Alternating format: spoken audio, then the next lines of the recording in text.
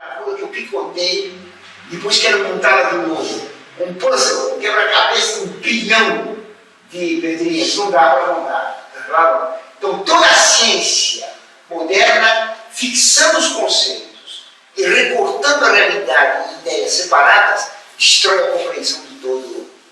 Nós ficamos contentes de estar no mundo e não queremos sair desse mundo.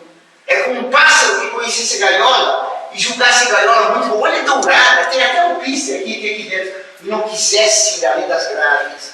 A inteligência é mentirosa, a inteligência nos engana, a sabedoria é falsa, dizia eles. Então, contra a ciência, contra a inteligência, o que vale é a intuição. O que é a intuição? Induzir, ir dentro. Nós não temos intuição, nós temos abstração, nós temos compreensão. Eu vendo mesas, eu acabo tendo uma ideia abstrata de mesa. Mesa é um plano horizontal sustentável para sustentar objetos. Só isso. Não diz se é de plástico, se é de madeira, se é de ferro, se é de vidro. Mesa. A ideia é uma só. É uma abstração. Assim Deus não conhece as coisas como nós. Para conhecer cadeira tem que ver lá. Tá claro? Deus não tem olhos. Os anjos não têm olhos. Eles não têm ouvidos. Eles não conhecem como nós através dos 5 sentidos e por meio de abstração. Deus conhece a forma do ser diretamente. A inteligência dele vai dentro do ser e compreende a forma de intus ida. Ele vai dentro. Nós não ficamos na superfície.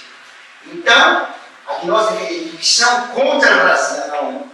A intuição é divina. A intuição é infalível, por exemplo. Qual é a definição de gênio? Que é gênio? Gênio dos românticos. É um médium. Exatamente o que é o médium do espiritismo. O gênio, o romântico é um ser que vai ser médium entre a realidade material e a divindade. Ele é profeta. Ele está acima da lei, acima de qualquer lei. Ele tem uma comunicação direta com a divindade.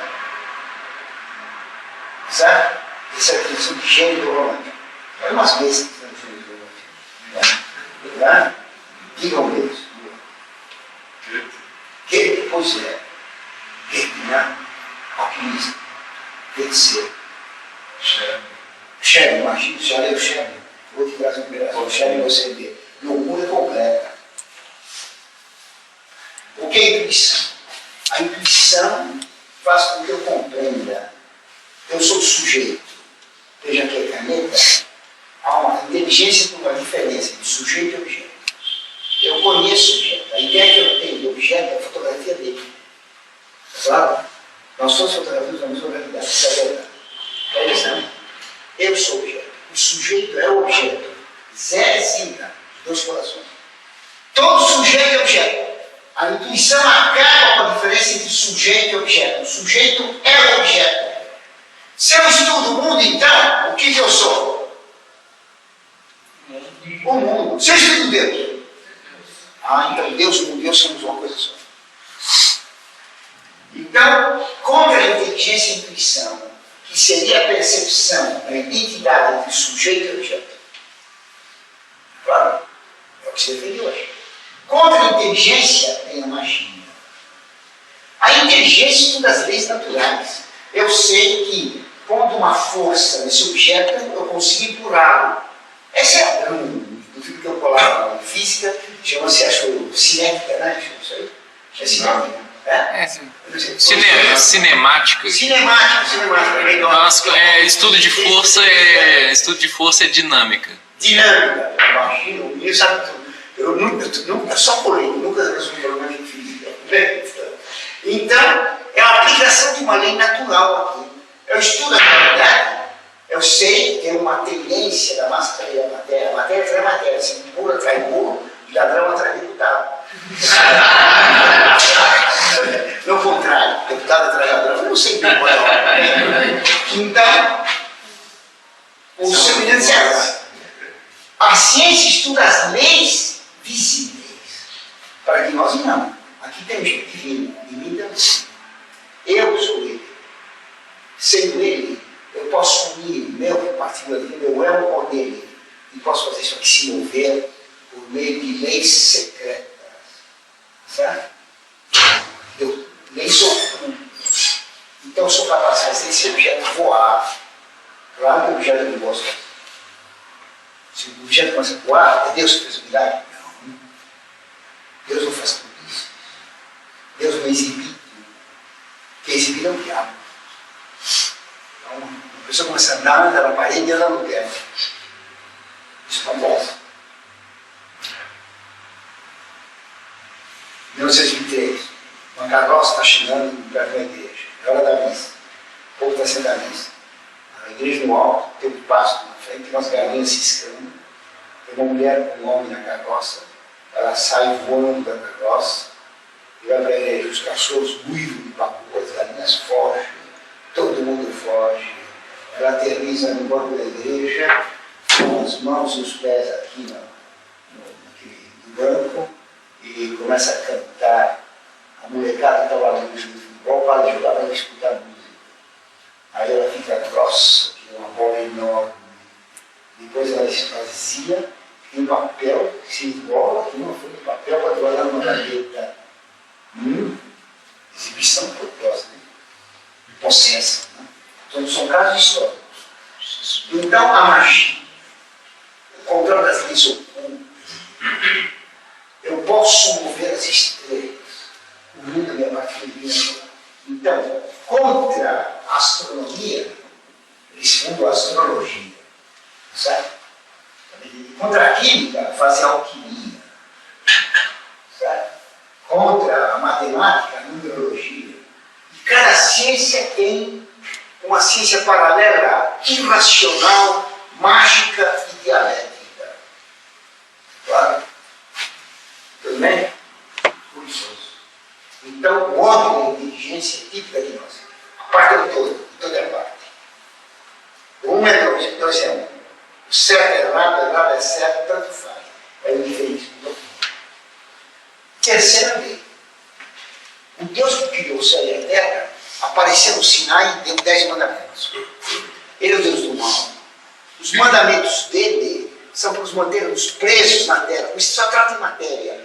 Não roubar propriedade material. Não cometer adultério. Certo? Família, esposa, propriedade. Minha esposa, meu marido, meu filho, tudo propriedade. É preciso acabar com a lei, cuidar de todo mundo. Moisés era servo do Deus do mal. Todos os mandamentos do Sinai têm que ser abolidos. São mandamentos de Satanás. Quem falou isso? Lutero. São frases de Lutero. Todos os mandamentos têm que ser abolidos. São mandamentos de Satanás. Moisés é um péssimo servo de Deus do mal. Lutero assinando. Quanto mais peca, mais prova que ama Deus. A santidade do pecado, que Lutero tirou de onde? Da Cabala, que diz, essa é a boa Cabala. Porque na Cabala, o mal vem da divindade. O mal está na divindade. Bendito seja ele. Nele é uma força maligna. Então, em Deus há o bem e há o mal. Todos contraditórios. Só de brincadeira.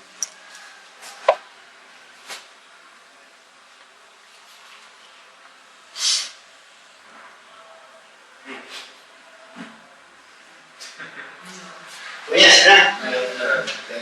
Punha para cima, punha para baixo. Me dá uma instalação, deixa eu abaixo.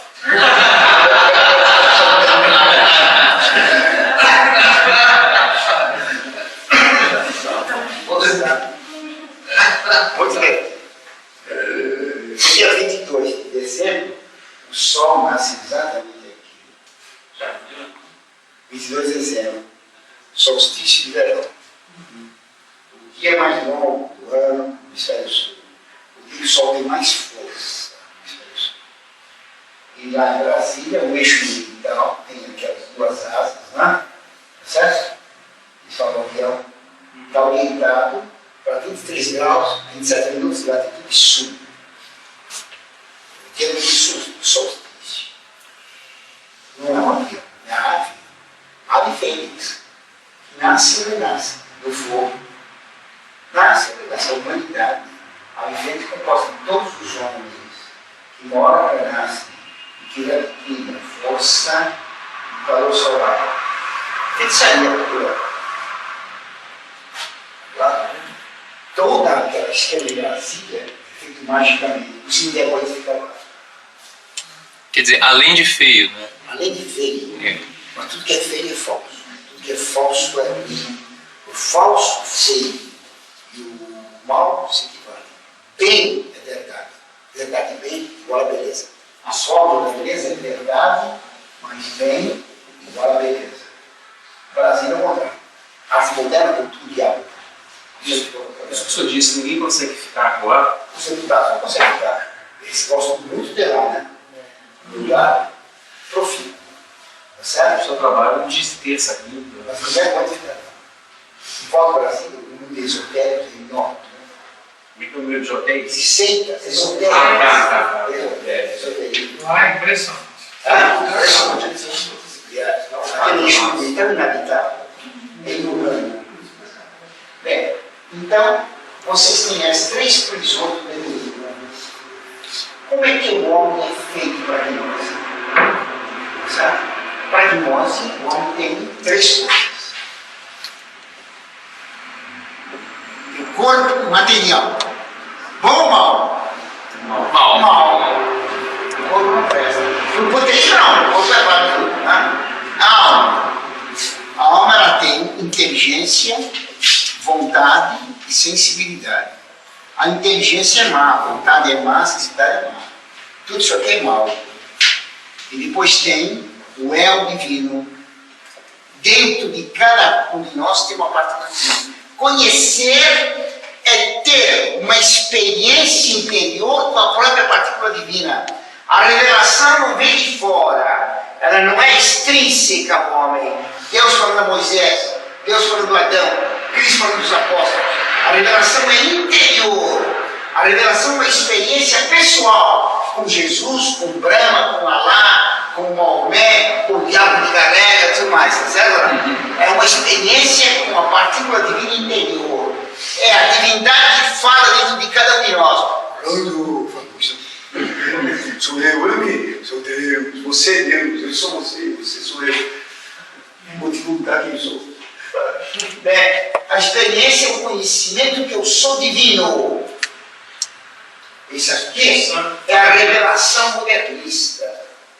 Não deve ser isso, a revelação é intrínseca ao homem. Pois não. Nesse ponto aí, o protestantismo toca Muito. os próximos, ou seja, falam que o Espírito Santo revela Claro. a pessoa. Claro, você não pensa que ele possui Deus. Uma porção de gente me falou isso. Uma vez eu preparando para ser pastor. Disse que estava ruim de finanças, ele estava se concentrando no escritório dele, então Cristo se manifestou dentro dele e ele vai virar pastor. Cristo coisa nenhuma. Esse Cristo prestou carta de identidade. Como é que ele sabe que é Cristo e não o Buda e não o diabo? Isso é mentira deslavada. Por isso que ele pode ler a Bíblia e interpretar. Né? Quer dizer, Deus dele, pois não. Sonho não pode ser um. Sonho é uma besteira. Mas na Bíblia não fala que às vezes a pessoa descobriu uma coisa através de sonhos. Não fala que ele descobriu nada. Deus pode usar os sonhos. Pode ou não pode? Pode. E o diabo? O que é o sonho? O que é estar acordado? O que é dormir? Você é psicólogo, hein? Vai mudar de psicólogo. O que é ficar acordado? O que é dormir? Acordado é vigília, né? Vigília. Quando é para dormir, você deita na cama lá, começa a pensar nas dívidas, pensa nisso, naquilo, não é filho? Está pensando nas coisas. Os pensamentos começam a ficar desligados, desconectados. Está pensando na matemática, de repente lembra do jantar, entendeu? Ou que foi uma de 10 reais para ele. Os pensamentos vão se descosendo. Finalmente você mergulha, não pensa mais. Dormir é não pensar. É suspender o sono. É o que me dizia o professor de filosofia no colegial. Não pense nisso. E o professor de matemática dizia, não faça conta. E o professor de história dizia, deixa de história, papai. Bem, então, dormir é suspender o pensamento. O que é acordar? É começar a pensar. Como é que se começa a pensar? Quando fica noivo. Como é que assim? Ao contrário, quando fica noivo, perdeu o pensamento. definição de noiva é um animal que é um animal que foi racional. Aí, depois de casado, então, filho, o que é sonhar? Nós não podemos pensar sem imagens. Uma classe está distraída. Então, vamos supor, agora estão cansados à frente. Eu vou limpar a lousa e marco um negócio. Está todo mundo olhando. Pessoal, presta atenção. Só para chamar atenção. Se eu te explicar para vocês o teorema, a soma dos dados do triângulo O som do quadrado dos catetos é igual ao quadrado da hipotenusa. vai ser complicado. Isso é complicado, mais difícil. Mas se eu provar para vocês que o som dos ângulos internos do triângulo são 180 graus, e dizer que é fácil, muito fácil. Pega o triângulo ABC e traça uma paralela base ABC, você tem duas paralelas, e tem então, no paralelo de cima, você tem o ângulo X, A, Y. X mais A mais Y dá 180 graus pelo mesmo lado paralelo. Ora, o ângulo X é igual a B, que é o termo interno. O ângulo Y é igual a C, que é o termo interno. Logo, substituindo ABC, B por X e C por Y, tem A mais B mais C. Essa aula você não fugiu. Essa aula você não fugiu, não. Essa aula. Fala assim, cara, não entendeu. Se eu desenhar um triângulo, traçar a paralela na base e mostrar que o ângulo X é igual ao ângulo B, o ângulo C é igual ao ângulo Y, então aqui A, substitui, pronto, tem 180 graus. Facinho, mas não precisa desenhar. Você tem imagem. Por isso que toda aula tem que dar um princípio e dar um exemplo concreto. Nós pensamos só com imagens. Pensamos com palavras. Palavras fundadas em imagens. A primeira coisa que nós acordamos, nós vemos imagens. O sonho, filho, ele acontece mais ou menos dessa maneira. Eu dou um pouco, então, aqui tem a linha do sono. O plano vai pensando coisa exclusiva e mergulha no sono. Então, normalmente, ele faz aqui na linha do sono, vai para o fundo do sono, depois ele chega quase a acordar, vai de novo, e 2 em 2 horas esse ciclo. Quando está para acordar, a imaginação começa a fornecer na tela da imaginação imagens. Isso que nós chamamos de sonhos. Isso é suscetível de ser medido. Quando você desaparece, a pessoa está dormindo, os olhos começam a se mover. Mesmo no cachorro faz isso. O cachorro tem uma imaginação. Tá claro? Eu ia estar no fala do cachorro, mas enfim. Então, o sonho dura poucos segundos. Só aparecem imagens. Por exemplo, a minha mulher sonha de novo. Quando é um sonho fica muito lógico, é que você começou a raciocinar sobre as imagens. Então você acordou. Acordar é raciocinar. Tá claro? O que aparece no sonho? Tudo que viu. Eu prestei atenção primeiro nessa fechadura. Daqui a 30 anos, se eu estiver vivo, eu posso sonhar com essa fechadura. Essa imagem está gravada no meu memória. Os sonhos não têm nexo, porque nós não estamos selecionando as imagens por meio da inteligência. Tá claro? Então os sonhos são naturais. Regra. Nunca se pensa nos sonhos. Porque sonhos foi aquilo que impressionou. Uma vez eu vi, por exemplo, um ônibus passando para a cabeça de fulano. Claro que é me marcou muito. Você continuar sempre falando disso, e sonhando com isso. Aqui pode ficar uma obsessão. Então, se eu dou no papel, dobro, vai rasgar foi. Então, não pensa nos sonhos. Sonhos esquece. O demônio não sabe o que nós pensamos. Isso é muito difícil para o diabo compreender. Porque em geral nós não pensamos. Mas o diabo não sabe o que nós estamos pensando. Ele pode pôr, ele não entra na inteligência nem na vontade, mas ele pode entrar na imaginação. Por isso ele coloca na nossa imaginação imagens obscenas. Está claro? Então você tem que repelir. Está claro, filho? Então o demônio pode influenciar os sonhos. Deus pode usar os sonhos. São sonhos milagrosos, de São José ou de José do Egito. Visão é sonho milagroso? Não, visão é uma. Deus faz uma visão ou pode aparecer uma imagem para você. Na imaginação. Pode ser imaginação ou fora da imaginação. O Apocalipse, Normalmente é a visão. o Apocalipse de São João seria uma Apocalipse, visão. Deus, como Deus conhece tudo para o futuro, o passado, o presente, as imagens que Deus põe para a inteligência dos olhos de fora, as imagens que Ele coloca são como vários lights projetados por vários projetores, tudo de uma vez numa tela. Então, São João no Apocalipse, ele via todo o futuro com imagens acabaladas. Ele não sabia a ordem dos fatos. Ele via símbolos. O cordeiro, claro, o dragão, uma mulher vestida de sol. Mas não sabia a ordem. Perguntou para São João o que queria dizer, ele não sabia. Então, a visão é intelectual, não imaginária. A visão de Deus. O diabo dá visões falsas, dá impressões e não visões propriamente. Mas aqui, por exemplo, quando Maria, quando o anjo desceu para Maria e falou que ela ia ser mãe de Sim. como é que foi isso? Foi uma visão? Foi Uma visão. ela estava consciente? Ela não estava... Claro que estava consciente, não era besta. Ela não fez seminário.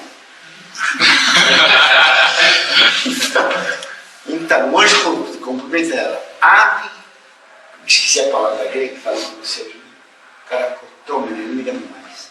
É uma palavra em grego, um verbo, ela significa absolutamente cheio de perfeições. Essa palavra é usada só para nós. E o anjo cumprimenta ela. Ela ficou perplexa. O anjo é mais que um ser humano, como é que ele me cumprimenta? Claro, ela não foi na lábia assim, que bom. Ela ficou intrigada. O que quer dizer essas palavras? Como é que um anjo cumprimenta um ser humano? Porque ela era humilde. Finalmente reconheceu.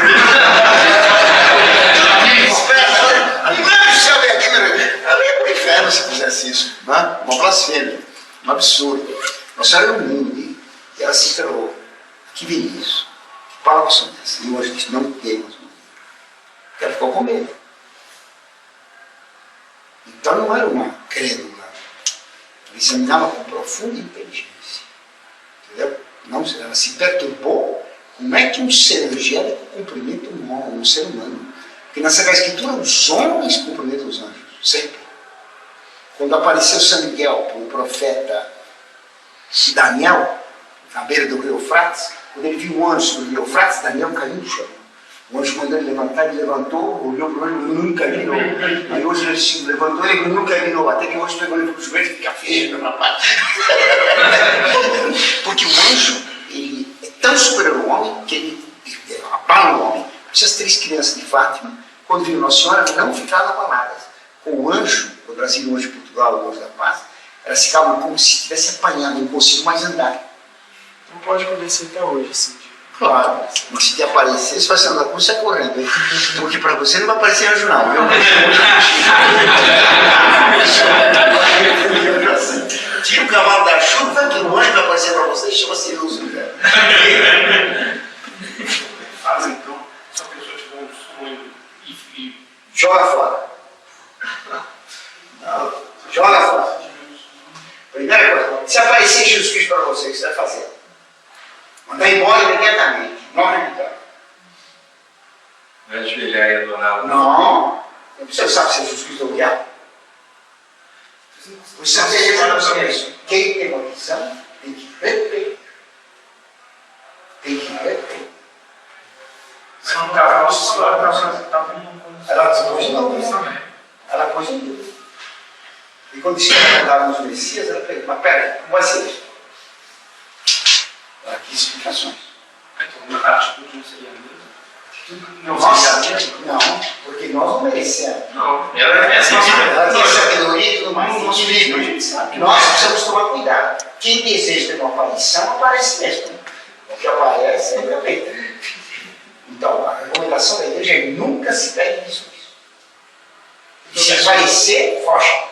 Professor, Santa Bernadette, ela jogou água verde no senhor. Pois é, pois é. Pois é. O senhor já teve alguma visão, professor? Eu nem deixei que estava no chão.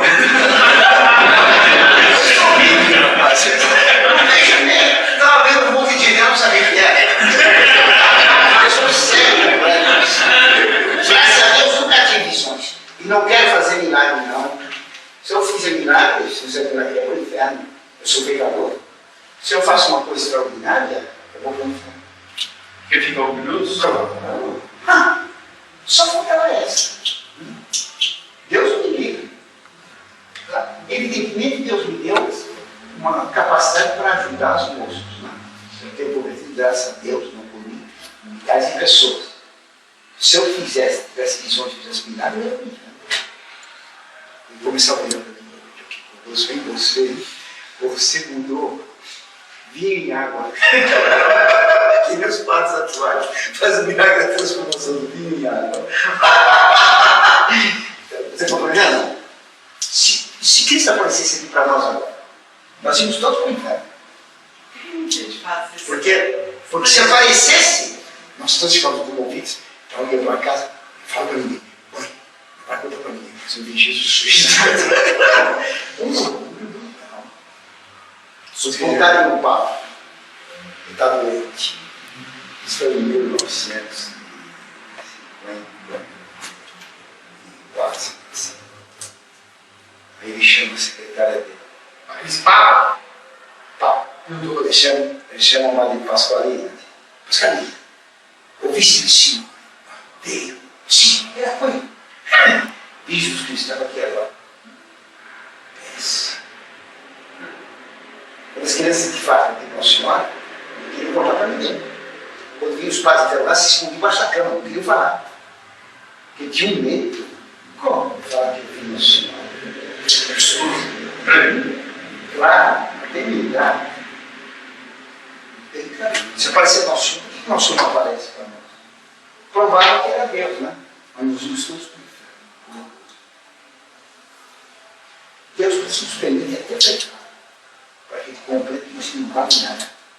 Está entendendo?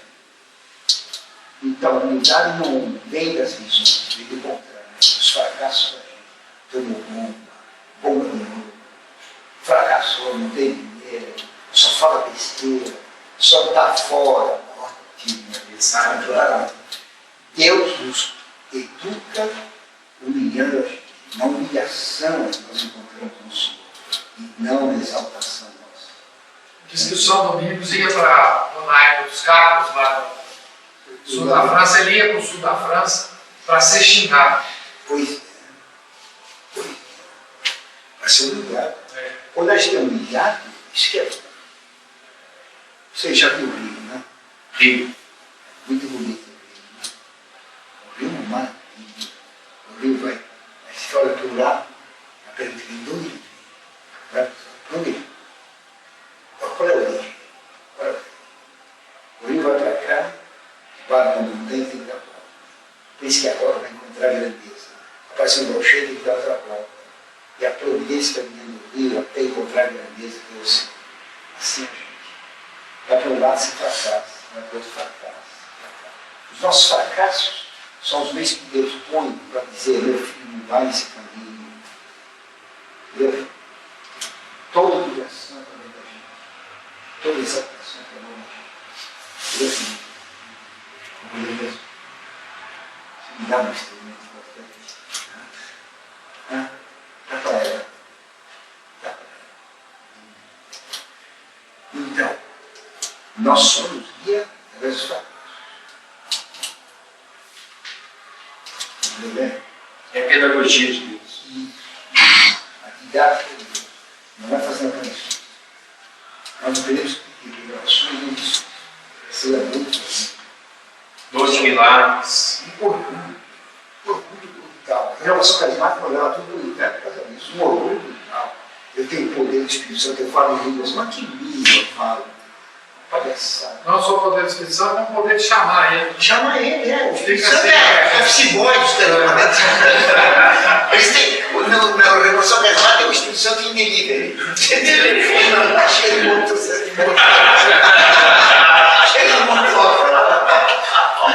Na hora que eu quero. O padre, o Monsenhor Jonas, amigo, ele tem o dom das línguas e ele ensina o dom das línguas. Você tem o dom, ele ensina. Ele queria fazer o Yasi Celestial. Como chama a escola inglês famosa? Berlitz. O Berlitz, fazer o Berlitz Celestial, angelical. Compreender as três coisas. Então, nós temos três tipos de homens.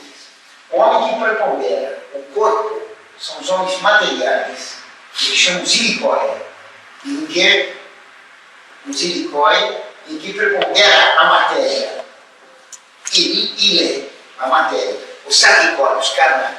Pois tem os homens psíquicos, os psíquicos, Só que eles promoveram inteligência. Finalmente, os homens pneumáticos, que promoveram o pneuma, o espírito. Então, há 3 tipos de seres humanos. Materiais, dos quais já saiu do lugar e fica uma casca. Esses são condenados ao inferno. Os psíquicos são os racionais, que aceitam o mundo moderno. Finalmente, os divinos, os que foram iniciados e que têm um contato com a divindade, já estão plenamente salvos, porque a divindade deles vai para o céu. Podem pecar à vontade. Podem pecar à vontade, porque a partícula divina não tem nenhuma relação com a carne. Então, os carpocráticos, na antiguidade, Santo Epifânio foi carpocrático, ele se entregava a todos os atos de luxúria, porque diziam que é próprio da carne cometer pecado. Então, o que fazer? A carne praticar o que era a carne, para libertar o espírito. Ou então, os irmãos do espírito, nas trevas, penitências tremendas, os jejuns, chicoteamentos, e depois tinha uma iluminação para receber o Espírito Santo. Aí, podia comer, beber, Liberou já. aí invertia. Liberou já. Liberou. Os carpocráticos partiam da orgia para a ultramística. Os irmãos do Espírito partiam da penitência para a libertinagem mal possível. Unânime. A mesma coisa. Alguns condenam o corpo, então se sacrifica, etc. O sacrifício de um santo não tem nada a ver com a cama de prego dos hindus, da gnose. O santo, ele faz sacrifício de uma coisa boa. Certo? Hoje eu vou fazer um sacrifício. Não vou me dar 10 marteladas no dedo. Isso é um sacrifício ou não? Claro que não. Claro. Sacrifica-se uma coisa boa. Tá claro? Então, eu gosto de uma comida, vou sacrificar para Deus. Então, eu renuncio pela comida que eu gosto. Certo? Então, o casamento é ótimo. O padre, por amor a Deus, renuncia a ter família e ter filho, para ter só filhos espirituais. É um sacrifício. Para o hindu, não. O corpo é mau. Para o católico, não comer uma fruta boa é um sacrifício, porque a fruta é boa. Para o gnóstico, a fruta é má. Então não é sacrifício não comer. Não sei se é um absurdo. São 2 pontos de vista opostos. O sacrifício é a renúncia ao bem. Para a gnose, a matéria é má. Mas o flagelo dos filipinos era um sacrifício. Que filipinos? Se crucificam por ele. Não, eles batem nas Eles até se costas. A igreja crucificam. proíbe. A igreja proíbe. Os flagelantes da Idade Média são excomungados. Saíram pelas ruas escoteando excomungados. Porque a pessoa que faz isso para se exibir é pecado. Isso não faz para se exibir. Pode ser pecado também. Sensualismo, isso é tara. O Rousseau, quando apanhava, tinha prazer sexual. Desculpe falar a palavra. Isso é tara. É tara. A pessoa só pode sim fazer um sacrifício físico, chicotear, etc., por ter uma claríssima noção de que não vale nada e que merecia valer nada. Isso nós não temos na nossa mão. Não vale nada, estou chicotado, estou ficando bonzinho. Você chama Globo, né?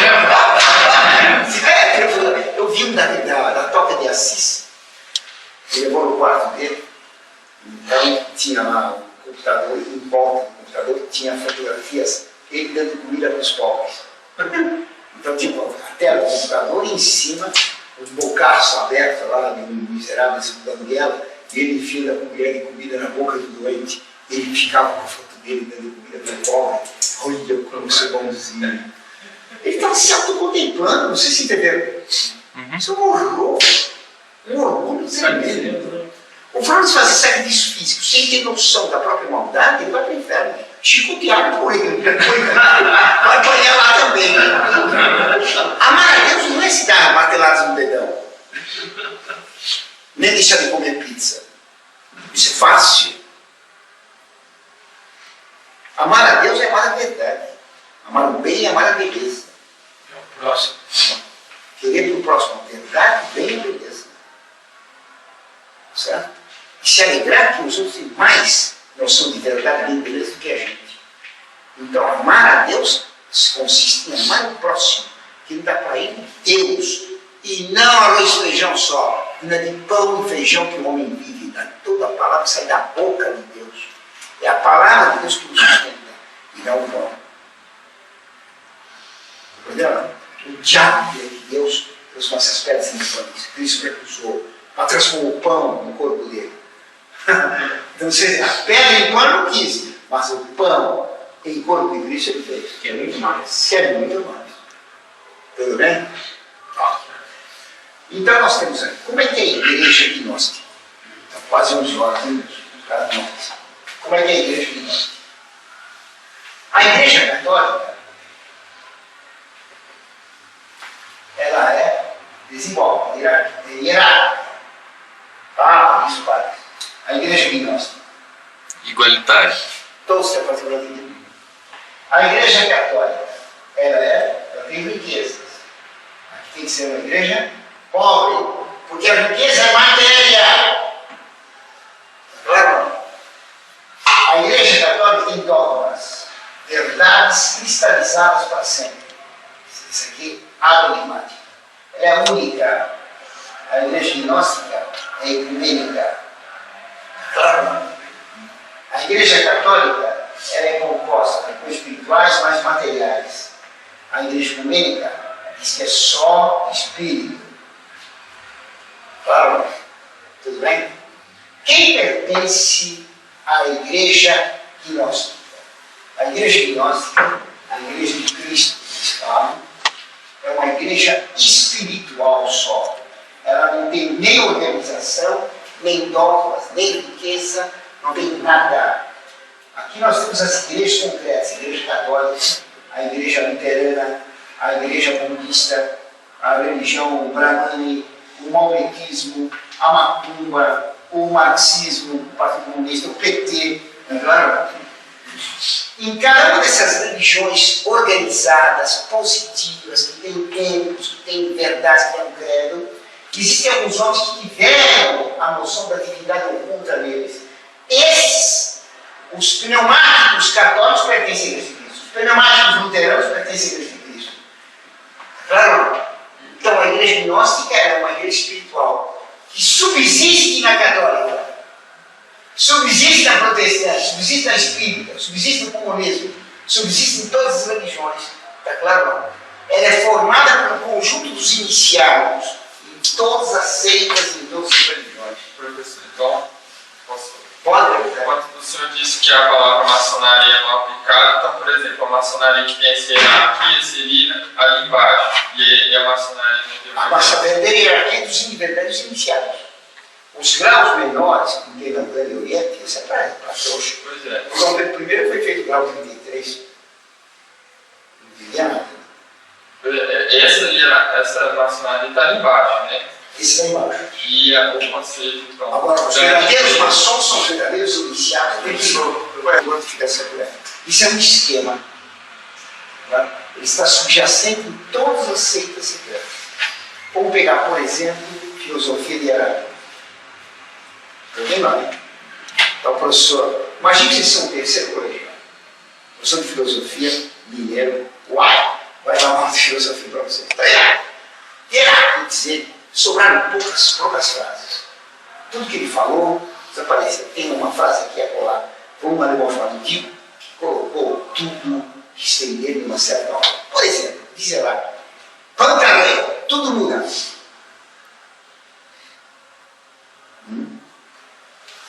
O mar é o lugar mais limpo e mais sujo de todos.